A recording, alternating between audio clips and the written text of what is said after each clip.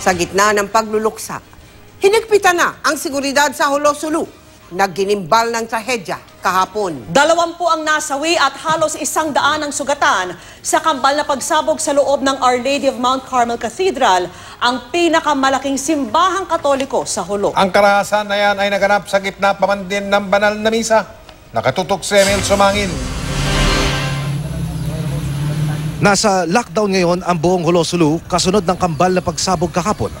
Ang mga nais lumabas o pumasok ng lungsod daraan muna sa mga checkpoint. Nagkalat ang mga tropa ng militar sa mga kalsada, mahigpit ang seguridad na ipinatutupad. Ayon sa pulisya, umakyat na sa 20 patay at 78 naman ang sugatan. Marami sa kanila nagsisimba noon sa Our Lady of Mount Carmel Cathedral, ang pinakamalaking simbahang Katoliko sa Hulo. Kuha ito ng isang news scooper ilang minuto lamang makalipas ang mga pagsabog. Napatakbo na lang palayo ang mga residente. Kasabay nila ang isang sundalo na pasan-pasan ang kanyang kabaro.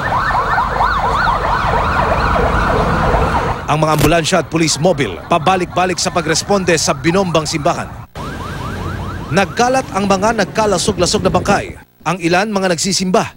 Ang iba mga sundalo mula sa kalapit na detachment. Nagkabasag-basag ang mga bintana, nagkasira-sira ang harapan at nawasak at tumilapon ang mga upuan. Sa dami ng biktima, hindi na kinaya ng mga ospital na gamutin ang lahat, kaya ang iba isinakay sa helicopter para dalhin sa ospital sa Zamboanga City. Ang pagsabog nangyari habang nakasailalim ang Mindanao sa martial law. Ito yung gusto talaga ng mga teroristang grupo na manggulo, maghahasik ng takot. Ayon sa pulisya, inilagay ang bomba sa ilalim ng mesa sa loob ng simbahan.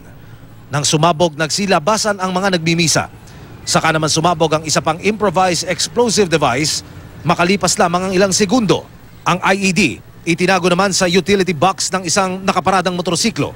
Maaaring isinilid din daw sa backpack ang IED dahil sa nakitang gula-gulanit na tela na may marka ng gas. May nakita ring sira-sirang cellphone na hininalang ginamit sa pampasabog. Emil Sumangil, nakatutok, 24 oras.